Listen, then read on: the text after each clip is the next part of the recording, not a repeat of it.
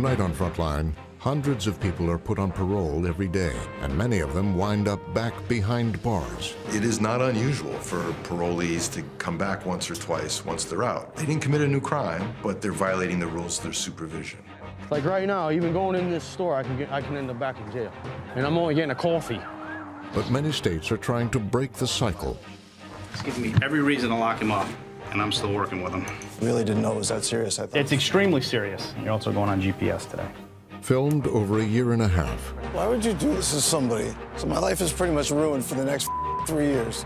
With unprecedented access to parolees and their supervisors. No matter about your family member? I only care about you. You don't care about me. I'm in charge of your supervision. Don't say that. Don't say you care about me. And the make or break relationships between them. So you understand what you've done? Seriously, like, I'm here trying to save your ass, but I don't know if you understand what you've done. Some people think that being on parole is you're free. You're not. I have to believe that she is going to do good. I make a living on second chances. That's what parole is. Tonight, in collaboration with the New York Times, Life on Parole.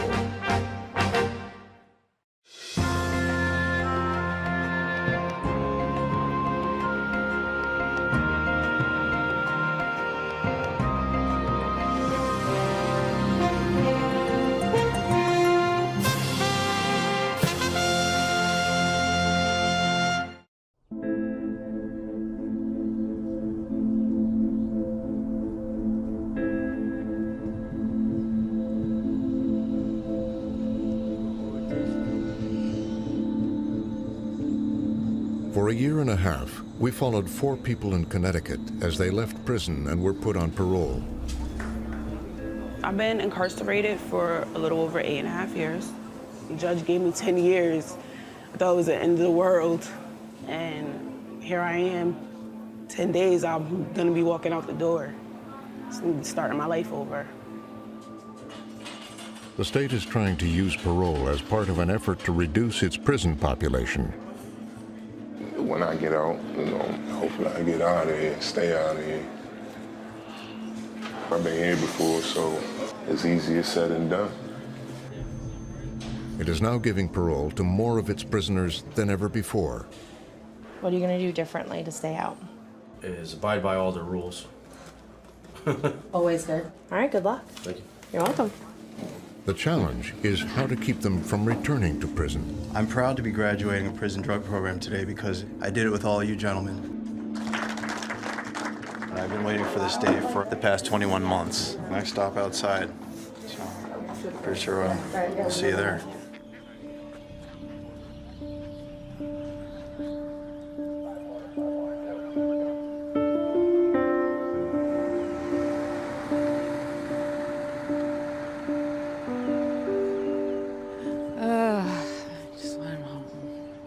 Waiting for this for too long. Open, open. When Errol was coming home, I was more than excited. We were waiting for him to get out on parole and to come home. When you love somebody and you want to make a future with them, you kind of feel like all that is on hold. Errol Brantley is being released from prison early after serving 20 months for drug possession and burglary. Oh my God. Hey, bitch, I like that they had a hug. I got a bunch of hugs from everybody. To just be able to put your arms around somebody is a huge thing. I gotta go to parole.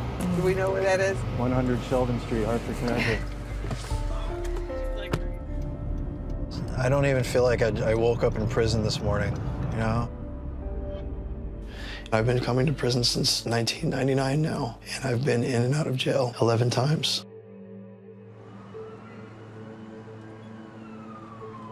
This time that I got out was the first time that I was on parole. Brantley? I was definitely frightened. I didn't know what to expect. Released from Carl Robinson, correct? Yes.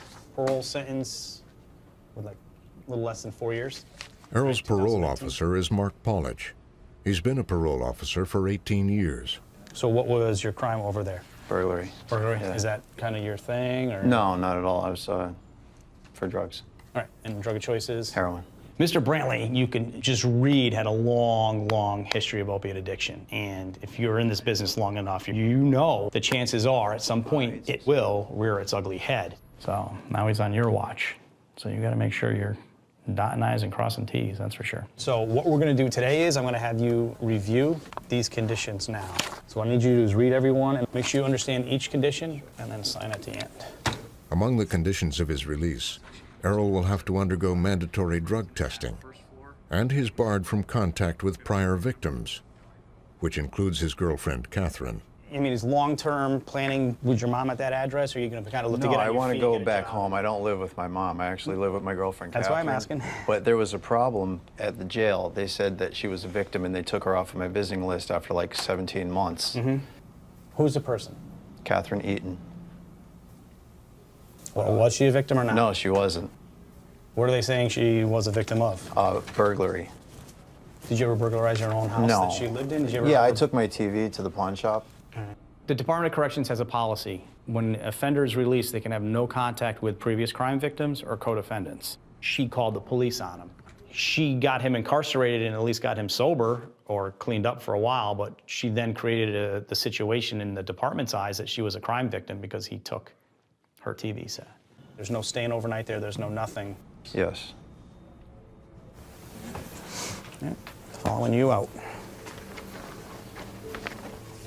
Errol leaves and goes straight home with Catherine, violating the terms of his parole on his very first day. I just wanted to stay close to the people that I loved and feel protected. And I understand that parole, that they have to do what they have to do. But I was happy. I was home. That's all I have up here. That's all I need. Yeah, welcome home, absolutely. It's a good place to be. Been trying to get here for a long time. For the past several years, Connecticut has been giving offenders like Errol more opportunities to earn early release. And there are now almost 5,000 people supervised by parole here. No, for sure. But about a third of all parolees end up violating the terms of their release and are reincarcerated. There's fewer people being released from prison. If you're on parole, you're still sort of in the Department of Correction. You're being monitored in the community by a parole officer, but on any day, for any type of violation, they can take you directly back into prison because you're still technically serving your sentence, right? The parole board is making decisions. Mike Lawler is one of the officials trying to turn this around and give parolees more chances once they're out. It is not unusual for parolees to come back once or twice once they're out, right? They didn't commit a new crime, but they're violating the rules of their supervision. One change has been the creation of a special unit devoted exclusively to the needs of women parolees. Officer Catherine Montoya helped start the unit. Women are a different population, they have different needs, their supervision needs to be different. My ladies oftentimes are the primary caretakers of their children. But then if they're not doing good, if I remove them from the situation, who's gonna take care of those kids? So, you know, it's do a lot of thinking after hours, whether the decisions that I'm making are correct or not, so it's hard.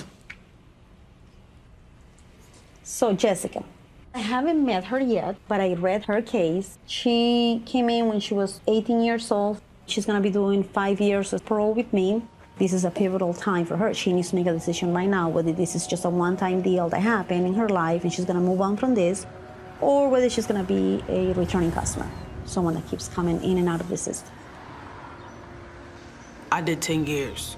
I was young. I was 18 years old. I don't think I should be on nobody else's supervision. I've been getting watched for 10 years, okay? People stripping me, all that. I've been through it. Like, I don't think that I need to be on nobody's parole. Jessica Proctor went to prison for slashing another girl's face with a razor blade. I didn't kill nobody, but you would have thought I did kill somebody, though. 10 years, 5 years parole. I think that was a little bit excessive. So I do hold some type of resentment. She got out of prison 6 days ago. This is her first meeting with Officer Montoya. So hi, Jessica. I'm Officer Montoya. I'm your parole officer. That's everything. So when you come here, you have to clear the metal detector. A lot of people think The being on parole is like you're free. They're not free, but there's going to be a measure of freedom that is going to be afforded to you. We're going to be together for a while. It's going to be 5 years. We might not see eye to eye every single time, but the point is that we have to work together. And the better you and I get along, the chances are your supervision is going to be successful. Let's go pull a urine. Jessica was young, got in trouble, went to jail for a substantial amount of time, came back out. She really wants to reconnect with her son. That's one of her biggest goals in her life, to get her son back into her life, to be a mother to her son. So this is Dante's bio mom, Jessica, my cousin. This is when she first went into prison. And look at this. Jessica gave up custody of her son, Dante, and for now, they are not living together. I think for a long time, he thought that I was his bio mom until my sister got pregnant. And he said, I was in your stomach like that. And I was like, no, Pop. No, Papa, you weren't in my stomach. You were in Mommy Jessica's stomach. And then from then on, I would just tell him that you're different than most kids, because most people only have one mom, and you have 3 moms. When I was growing up, the only thing I really knew was, like, she was locked up. And I'm like, she's locked up. So when is she coming out? When can I see her? Reconnecting with family is so difficult. Reunification with their kids. I always advocate for family counseling, for not only for the offender, but for as a family, everyone together, because there's a lot of hurt feelings, there's a lot of anger. And people don't have a lot of skills to be able to maintain a situation like that. So they'll go back to their behaviors, you know, which is like drinking or drug use.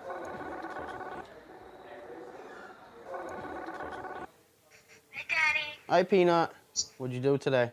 My math quiz that I have, and I got 100%. Wow.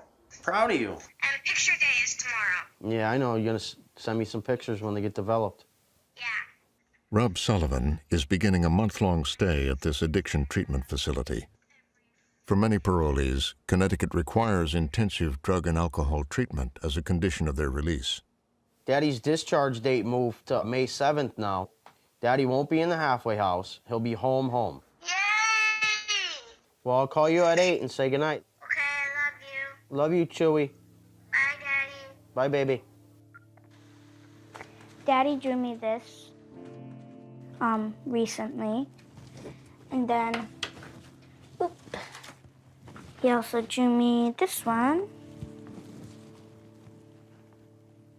He even put his teardrops in there, which he's gonna get taken off. But that's what makes Daddy Daddy. Yeah, no, Daddy's Daddy without the stupid teardrops on his face. So what Yeah, still no, makes he's Daddy more Daddy? handsome with the teardrops off of his face. She gets used to seeing him, talking to him, and then not. Unfortunately, it's been such a part of her life for her 10 years that she's been here that it's routine for her. But yet he sees how old she's getting, and he's tired of not being there and breaking her heart.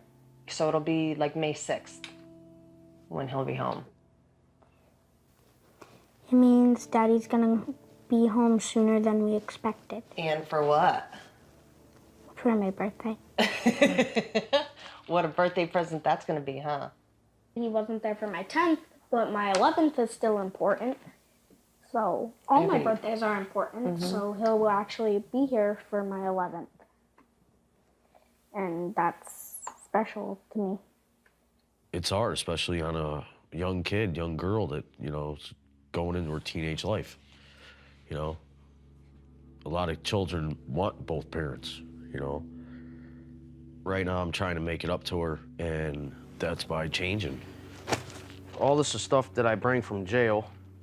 My criminal record, it's a mess. I went in 92. I didn't come back in until 1998. And then I didn't get out till 2001. I came back in 2002, got out in 2003, came back in 2005. The list goes on and on and on of how many times I've been in and out of jail.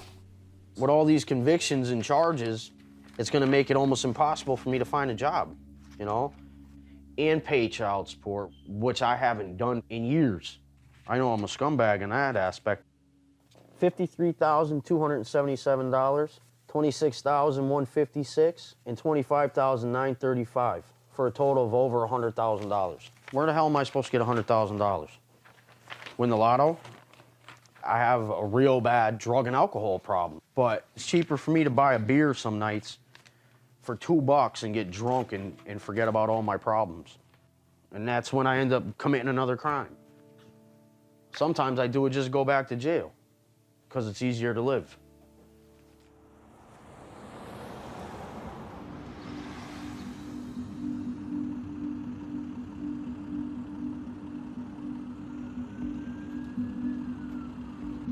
I am 25, and the first time I was arrested, I want to say 16. First time I ever been to prison, though, with the full extent, was 18.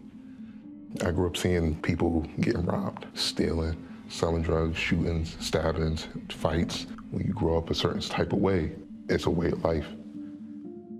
Vaughn Gresham is doing 7 years on parole, part of his sentence for an armed robbery. That wasn't my first time doing a robbery. It was quick, fast, and easy. Nobody ever really got hurt. But if it got a little rough, we had bats, you know. Yeah, we had bats. He's being released to a halfway house where he must complete a 90-day program. The rules are strict, and the residents are closely supervised. Halfway houses' purpose is for guys to find employment, save money, and then return back to society, hopefully in a successful manner. Some make it, and some don't. But the reality situation is, if it's not what they really want to do, they're just not going to succeed, and they're going to go back through the cycle. You're very tall. How tall are you? Since being put on parole a year ago, he's been sent back to prison 3 times. This is his 4th halfway house. You know, I don't want to go back. It sucks. It's boring. It's fed up with it. And my best chances of getting past this stage is keeping on the right path. So you got 7 years parole, huh? Mm-hmm. Connecticut is now trying to give parolees like Vaughn more chances after relatively minor violations. Before, if you were a parole violator and got returned to prison, typically, once you got back to prison, you'd be serving sort of an arbitrary time sentence, like a year. Now, the amount of time you're sent back to prison for is a relatively short period of time while we sort of reboot them and get them back out the door again. The default mode in the criminal justice system, at least in the United States, is one of control and punishment. The big change in Connecticut is that the leadership is trying to make parole more about reintegration and less about punishment. Fiona Doherty runs a criminal justice clinic at Yale Law School and has recommended additional changes to the way parole works in Connecticut. The conditions that are put on people who are coming out of prison to avoid going back to prison are very broad. If we could all be sent to prison late, or occasionally having a glass of wine, or the other expectations and standards that are laid on parolees, we would all violate the conditions of parole. For Vaughn, those conditions will be enforced by his parole officer, Lisa Brayfield. She's been on the job for a year, and her first assignment is supervising over 100 men at 2 halfway houses in Hartford. All right, Gresham. Most of the offenders say, I don't want to be here. I don't know why I'm here. This isn't right for me. I can't be here. Maybe they see the structure and all the rules, and it may not be what they thought it was. The main priority is going to be getting a job, because you won't be able to complete the program unless you're working.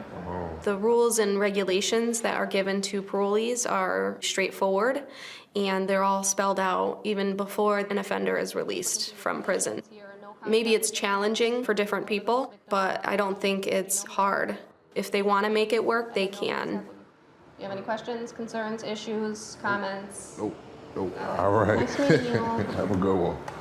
And no drug use. All right. The key to reforming the parole system in Connecticut is changing the dynamics of the invisible meetings that happen all over the state between parolees and their parole officers.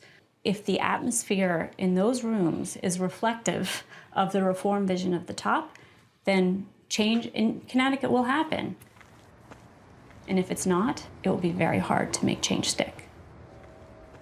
Today, Errol has been called to an unscheduled meeting with Officer Polich. This is my parole office, 300 Sheldon Street. I always get nervous every time I go through this door, man. All right, so Brantley, why are we seeing each other today? I'm not sure. There you are.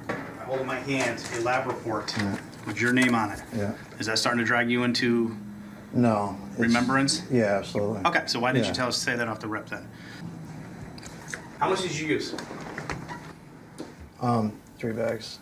Just one time? Yeah. So you're gonna piss clean today then? No, I'm not. No. Okay, well then let's yeah, slow. I did on Friday. Okay, then let's Yeah. slow down here because the 14th, which was a week ago, you were Yeah. dirty for opiates. So No. you've been using consistently again? No, I haven't. No, not yet. So you've used more than 5 total bags though in the 8 days, correct? 6 bags, yeah. Yeah. 5 and 6 is more Yeah, than but 5. not a bundle. It's hard. It's a hard balance. I mean, you know, a lot goes into determining the levels of supervision. You know, years ago, my God, if you had a dirty urine, you go back to jail. Guys are not going back to jail even for a dirty heroin right now. I mean, they're not going back the first time. It's treatment, treatment, treatment. And if you don't let me know what's going on, then we're just going to be chasing our tail again. Though he could send Errol to jail, he decides instead to enroll him in a drug counseling program. So reincarcerate instead of treatment on a dirty urines, it's not going to help that person move forward. And with Brantley, he's probably been through rehab, you know, I don't know how many times. And the unfortunate thing is you keep trying until one of them works. Okay, so IOP is intensive outpatient treatment, 3 days a week. All right. Okay. Thank you. You're welcome. I appreciate it. I do need more structure, you know, it's just, and I need the help. I need, and they're willing to offer it to me, which is amazing. It's to have somebody on your side, it went better than I planned. But Errol doesn't end up going to the outpatient treatment. He continues to use heroin and eventually checks himself into a detox center. So here I am, I'm at ADRC, I'm waiting to get into the 30-day program. I wish I could have been the success story. I wish I could have shown you guys how amazing my life is, but it's gonna take a little while longer. He doesn't tell Officer Paulage and misses his next appointment. Another violation of parole. All right, so here's our update on Mr. Brantley. It takes Paulage almost a week to figure out where Errol is. On the 31st, he was due in to report to me, and he didn't show up. Unbeknownst to us, the day he came in here, he had rendered a urine dirty for cocaine and opiates. So he left part of the story out. Phone's going straight to voicemail. He checked himself into a detox program. I give the guy credit for going to detox and going into a program, but the way he handled it was completely wrong. And so basically his violations are the dirty urines, not reporting to me that he's no longer living at his residence. He's really hanging by a thread right now, you know. When we think about what we ask parole officers to do, we ask them to be social workers who help reintegrate people into society. They're also supposed to be the police officers. They're supposed to be the people who catch parolees in any rule violation and then reporting it out. The question is, should the person who's the parole officer be focused on helping somebody, or should they be focused on catching them for any rule violation?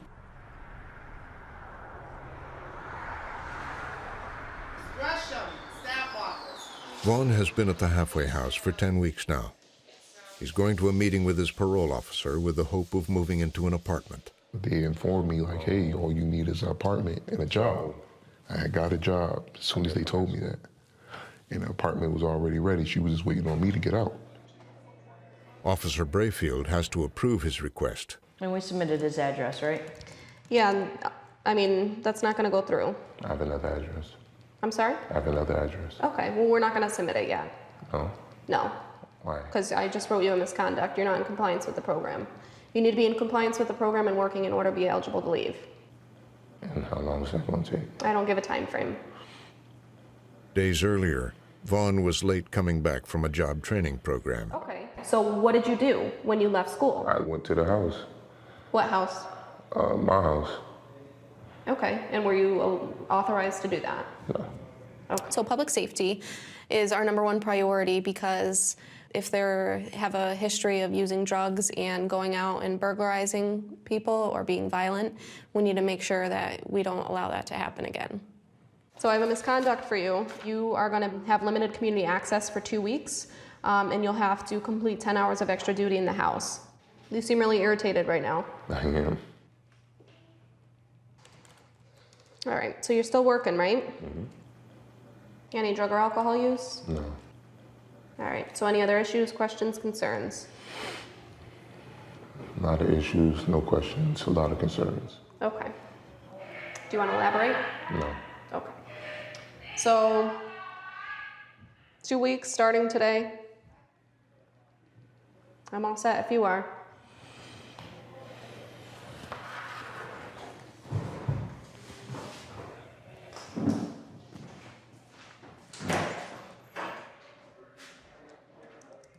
I swear to God, yo.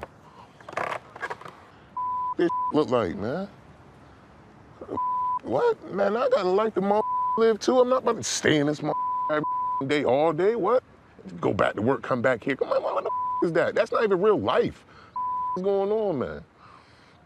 He was disrespectful. It seemed like he had a little bit of an anger problem when I was meeting with him. All right, let me see your phone. Which is initially the reason, really, why I took the phone. Is there anything in here? Not really. What do you mean, not really?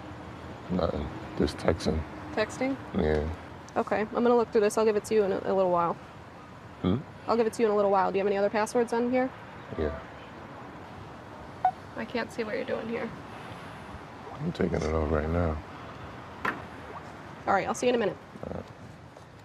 Phones are a big tool for us. It's actually pretty common that the offenders will like to show off their drinking or their drug use, and they post these things to social media. All right, so you remember that night when you and Cheese got them bottles for the first time? Yeah. All right, so I deleted them out the phone. They've been deleted. But I don't know if she could bring them back up. Because if she could bring them back up, we're going down. Make your phone call. So once I took the phone, it was kind of the final straw where I saw pictures of him drinking in the house. That's an automatic remand because they're creating a scene in the house. They're making it a lot harder for the other offenders.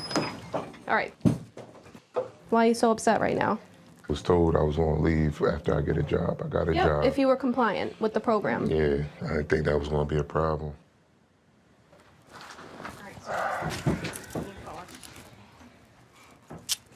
You know, there are so many different ways one can violate a parole condition. If someone's just looking hard enough, they're gonna find something. Widen your stance. Widen your stance. We know predictably from the evidence that the closer the oversight, the more violations you're gonna find. No, believe me, it can get a lot worse. Get in the car. You know, there's going to be failures, there's people who are going to make mistakes, and for some people it's going to be impossible, right? No matter what you say or do, they're not going to get their act together and they're not going to stop committing crimes. Our number one goal is to reduce crime, not just to hold people accountable, but to do something to prevent crime. After all, they call it the Department of Correction for a reason, right? Rob has now finished his treatment program. He's living in a halfway house and gotten a job an hour's walk away. But he's frustrated because the money he earns is controlled by the halfway house. If I work 40 hours, I'm allowed to have $40. You get $1 per hour of what you work to hold on you. I gotta go back, I fill out a budget sheet, show them my check, they copy it. Most of it goes into savings, but I can't touch none of it. Sometimes I feel it's almost not worth it to work.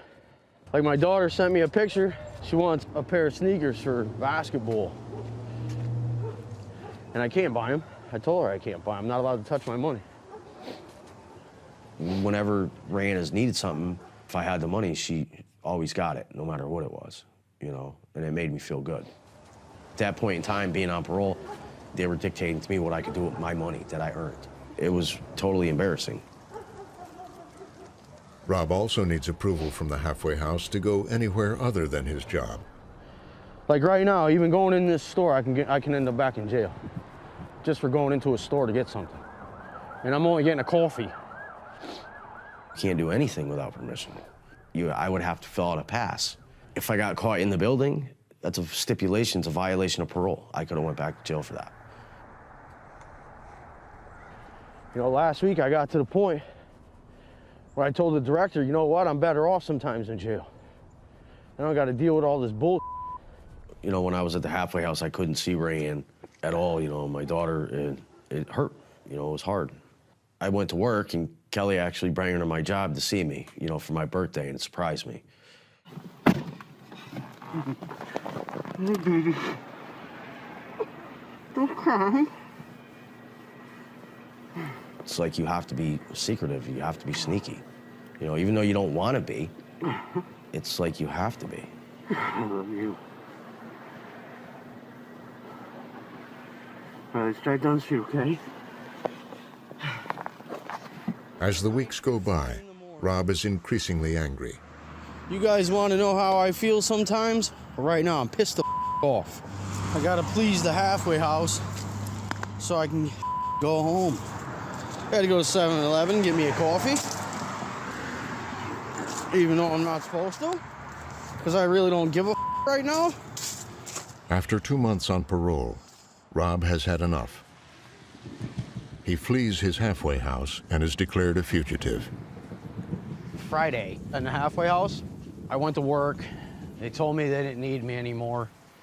I got kind of fed up, and I wasn't gonna give them my last check and not be able to buy her Christmas gifts or nothing. So I said, F it, and I ran. So tonight, decided to come get her some sneakers and take her out to dinner, because Thursday I plan on turning myself in. And I told her, Daddy messed up. You know, when you do wrong, you gotta pay up, right? Right? Yeah, You know, it doesn't mean I don't love you. I know. Come on, baby. All right, ready? Yeah. And I won't be around for Christmas again. All right, let's find him. I want the silver ones. You have them? We got them. I kind of got fed up with the rules and having freedom dangled in front of me and then being told what I can do, what I can't do. I actually went out and bought a couple bundles of dope, thinking I'd die, but it didn't happen.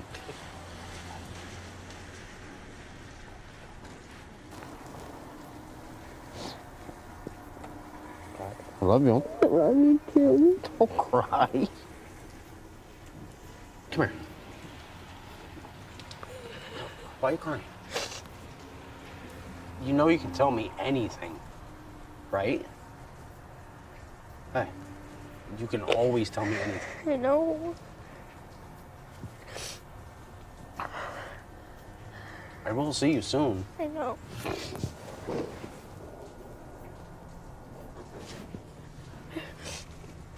No matter where I go, I know. you can come see me. I know.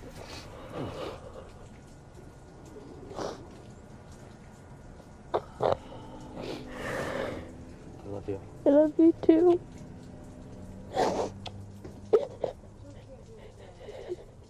A week later, Rob turned himself in. His parole was revoked. The business of living is very hard, and so when treatment ends and then it's time for them to start to try to get a job, try to do what they need to do, we often see sometimes they get in trouble then because they don't know anything else. Christ, what's in here? All the bugs for school. Jessica has been taking classes to become a nursing assistant and working on her relationship with her son. But she's just tested positive for marijuana, and Officer Montoya could send her to jail. Do you understand what you've done? Seriously, like, I'm here trying to save your ass, but I don't know if you understand what you've done. No, I do. I understood right after the situation happened. I don't know. I think I was just stressed out and going through it. This could be a small up, or it could be you're descending to madness. And I need to understand if you're just gonna give this chance a try, or are you just gonna like keep up? No, I'm not gonna keep up. Okay. I don't want you to quit school, but if you find school to be too stressful for you, if you need to take a break from school to kind of regroup, do that. I am the one that holds the power to send her back, and I have to believe in her. I have to believe that she is going to do good, because I make a living on second chances. That's what parole is. They have to start over again. It's hard for them. So if I was to lock up everyone that's running into Jessica's situation, I wouldn't have a caseload. I'm going through the same thing with my son. Okay, with your son, it's a whole different animal.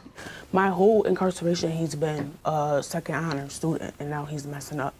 You have to understand, okay, you are the mother, but for the past 10 years, you have not been his mother. So for you to come into the picture and start calling the shots, it might be hard. Sorry, Jessica. Concentrate on the now, concentrate on the future. Okay. Thank you. What is happening with her is pretty common of women that come out. They really put a lot of pressure on themselves. There's always this like pressure to try to make up for lost time. She'll do good. I'm thinking she's gonna do good.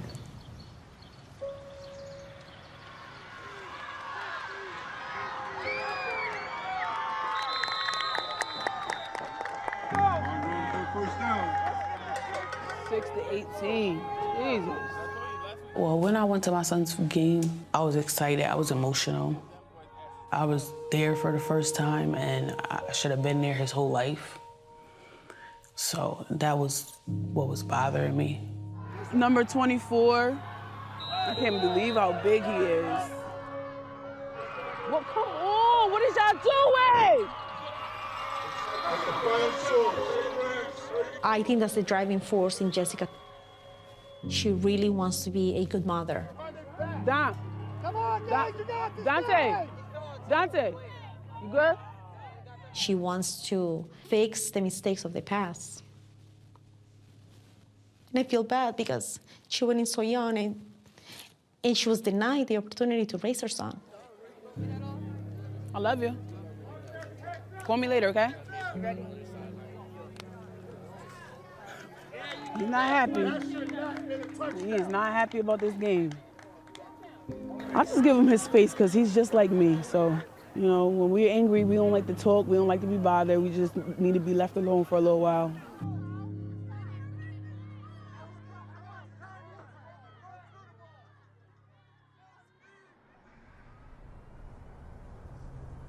Catherine has just picked up Errol from the drug treatment center he'd checked himself into. And they're heading to the parole office for the first time in over a month. Love you. Want me to come in with you? Yeah, I don't know if you can come in, but we'll try. Come on. We didn't know what was going to happen because he just got out of a detox that was not sanctioned by his parole officer. And I'm there for support. You're here with him? All right, you gotta go out of the building. And what's your name? Just Catherine. Catherine, last name? Eaton. Eaton? Yes. Thank you.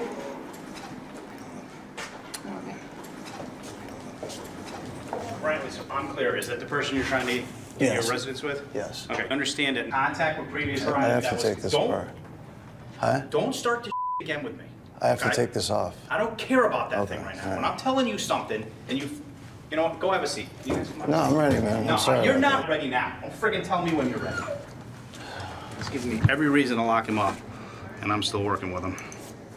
He's not taking any of his supervision seriously. He thinks it's all like a choke, and he gets to control and manipulate what he does and how he does it. So he's gonna get a rude awakening in about 5 minutes. What happened out in the lobby raises my level of concern. What did I do? No contact with previous crime victims. Everybody from your first crime to your current crime is a previous crime victim. You can't see, the state has broken us up. Email, you can't. She's my third-party support contact. network, Officer Pollage. Okay? I got guys that can't see their kids because the kids live with their crime victims. They sure as hell have never walked them up into my lobby. So today you're going to a halfway house. You're due back in the house at a certain time every single night. I just understand that it doesn't bother you that I don't have people in my life I'm that going I to warn love. you one more time. Don't tell me how I think or how I feel. Understood? It's got nothing to do with this. What I'm doing right now is managing somebody with about 4 or 5 misconducts right now that would land them in jail. And then to put the icing on the cake, walk their victim into my office lobby, all right? I really didn't know And put she it was right out there in front of everybody like I get to get supervised differently. I really well, didn't you know, don't get I to didn't get know it was supervised that differently. serious. I'm sorry. I really didn't know it was that serious. I thought it was It's something. extremely serious. Nothing you've done so far, you've taken seriously. You're also going on GPS today. If you charge it every day like I instructed you to for 2 hours, you'll be fine. So you're gonna walk up and down the street until we're trying to get a read on the GPS unit. He put me on the bracelet, and he's putting me in a halfway house, and I can't see you because you're a victim. I'm sorry. It's not our fault. I got, 65 cases and one flaming ass. It's just aggravating. She's a crime victim. There was no contact with previous crime victims. So some guys go straight to jail for that, right off the rip. Never mind all the other nonsense that he's had. Why would you do this to somebody? I got one thing left in the world that I'm close to, and the dude won't let me be there because he's got something to prove. Seriously, I wish he would just violate me. I just wanted to keep talking and go back to jail. So my life is pretty much ruined for the next 3 years.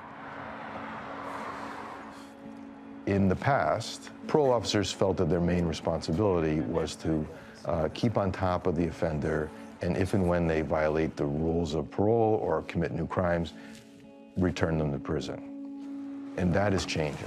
The goal is to figure out what we need to do to ensure that this person begins moving in the right direction. This is my new room.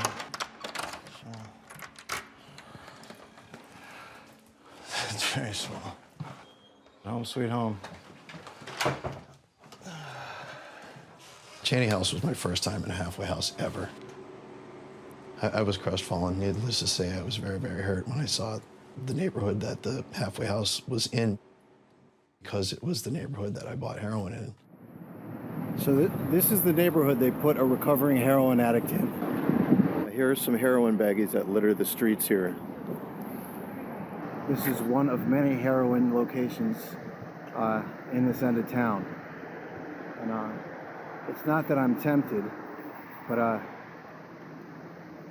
it would make it a lot easier for me to violate my parole and get this whole thing over with.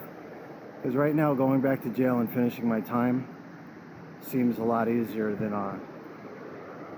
the prospect of jumping through hoops for people that don't want me to be happy. Putting him in the halfway house, he is going to always see as punitive. I don't care if he was happy or not, or thought it was punitive or not. It was an opportunity. All right, any questions for us? No, not yet. Like I said, I'm like the program director. Structure, supervision, money management, assistance for whatever they need is kind of all right there. Having that structure and supervision right in his face every day. So some guys respond to it. They're never gonna admit it, but some respond to it. So at least it's not jail. 7 weeks into his stay, another parolee overdoses on heroin inside the halfway house. Well, I just got home from work and parole was here, and this is what I come home to. Because of the overdose and the death here today, parole came here and trashed my stuff.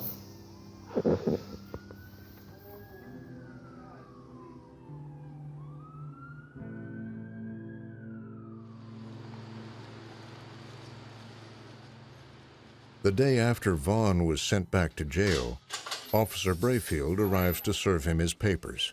So I have your notice of parole violation. So we'll go over it together. First part is going to be the charges that we have against you. So the condition that you violated is your release direction. On 9/7/16, your phone was searched, which produced a number of pictures of you consuming alcohol in the Watkinson House program. Based on your actions, you're in violation of your parole condition, and your continued supervision in the community is no longer compatible with welfare of society. Okay? Unfortunately, Vaughn is not a unique case to me supervising offenders in halfway houses. Remanding him, he comes back out to a halfway house, remand again, he comes back out to a halfway house. That's common. I love the way you're so nonchalant about it. Like I said, if you did what you were supposed to, this has nothing to do with me whatsoever. No, you just your attitude, it's nothing for you My to hands just are send tied. people to jail or anything, Well, when guys are drinking in the house, People drink on the street. People smoke on the street. Okay, let me say this. I don't care what other people are doing on the street. So you have family members that don't smoke on the street? It doesn't matter. It don't matter about your family member? I only care about you. You don't care about me. I'm in charge of your supervision. So Let's say that. Don't exactly. say you care about me. Okay, so I'm only concerned about what you're doing in a halfway house. Okay. So when I see pictures of you drinking with other offenders in a halfway house, it's blatantly clear that you're drinking. I need to do something about it. Okay? Any other questions? Concerns, comments? No concerns, no comments. Okay. This is your copy. So after this, I ever got to deal with you again? I don't know. It's not up to me. You may be released to another halfway house. I'm not sure. Okay? You know, I'm fairly easygoing. I do what's asked of me.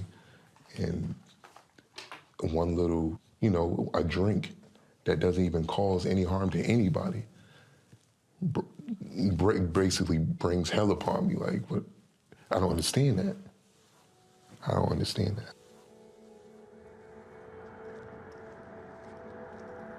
After 6 months on parole, Jessica is close to finishing her nursing assistant program. I wanted to go to school because I knew that if I came home, I didn't have no job history.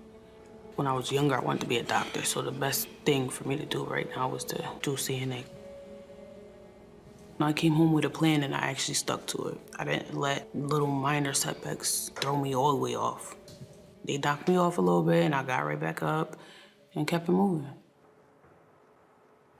Jessica walked to school or took the bus almost every day. It's not like she had people giving her rides or, backing for everything. Like, Jessica did everything on her own. Okay, guys, it's the last night. I'm going to sit with you one at a time. I'm going to give you your grades and your packet that has your resume and your physicals and all that information. Jess, I'll take you. Okay, here we go. These are your test grades. Your test average was an 88%. Wow. That is B+. Very nice. That's your grade before clinical. 94. Congratulations. Thank you. That's a super job. Your resume copies on resume paper. Thank you. All about being a nursing assistant. And your physicals. So you are ready to go get a job. Okay? Yeah. Do you have any questions for me? No. No? I'm good. You are good. That's a good grade. Okay? The whole point is for the offender to learn to do the right thing on their own. When they first come out, you're like this, you have them. And as the offender starts doing good, and then you just let go. It's hard work, but I think it can be accomplished.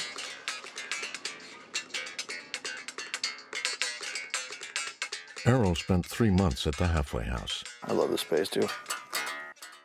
He stayed sober, found a new job, and got an apartment of his own. This became my place from my friend Tammy, and she said she had a basement for rent. She only wanted $100 a week, but she would do me a favor. She sponsored me and helped me to get out of Cheney House. But it's got plenty of space, you know. And like I said, I have the biggest room in the entire house, which is nice. And it's private, you know. I can come and go as I want through the back door. I am headed to my first day of work at Ruby Tuesdays as a manager slash kitchen. I'm not even sure. They want me to become a manager.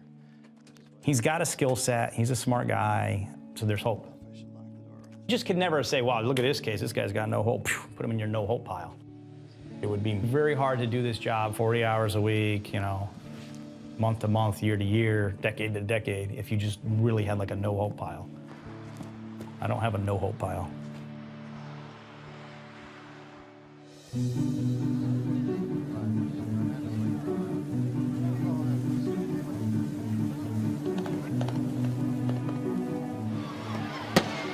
Because of his turnaround, Errol was finally given permission to have contact with Catherine, though they were still not allowed to live together.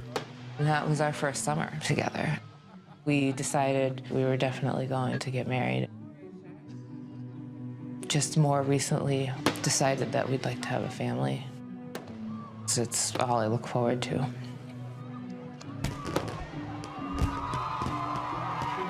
After nearly a year on parole, Jessica Proctor is graduating and spending more time with her son. Jessica Proctor. Some kids don't never get to see their mom come out, do so well, finish school, and walk across the stage, get their diploma. Pretty much love her. I love her to death. I'd do anything for her. He was proud to see me come home and not go back, that I was actually making a difference in my life and going somewhere. So that meant a lot to me. Rob Sullivan finished his prison sentence. Today I'm free. I didn't have parole to look after me anymore. Only I look after myself. It's like a sense of relief. Here she comes. Yeah, I love you. I missed you. I love you too, and I missed you too. He's coming home just in time for his daughter's 11th birthday. Hi. I don't want to go that high. Vaughn Gresham is being released to his 5th halfway house after 7 months in jail. Parole is a new state. You tighten yourself. You want to play, that noose is always going to be there. But as you go farther away from the path, it's going to tighten up. We have your conditions, which you've signed a few times already. You stick to the path and you do what you got to do. You'll be able to breathe. You're not going to kill yourself. And these ones also? Yep. He has a new parole officer. Gresham, you should know this. And 5 years of parole still ahead of him.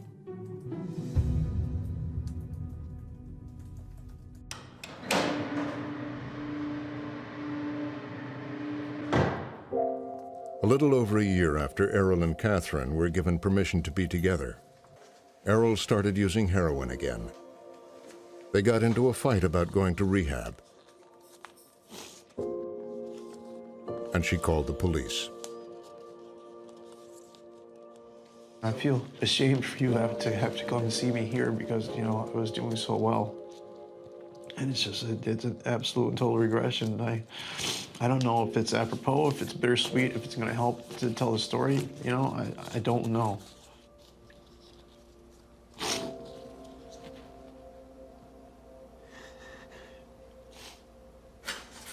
He's been charged with violating the conditions of his release. And now Connecticut must decide whether to keep Errol behind bars or give him another chance at life on parole.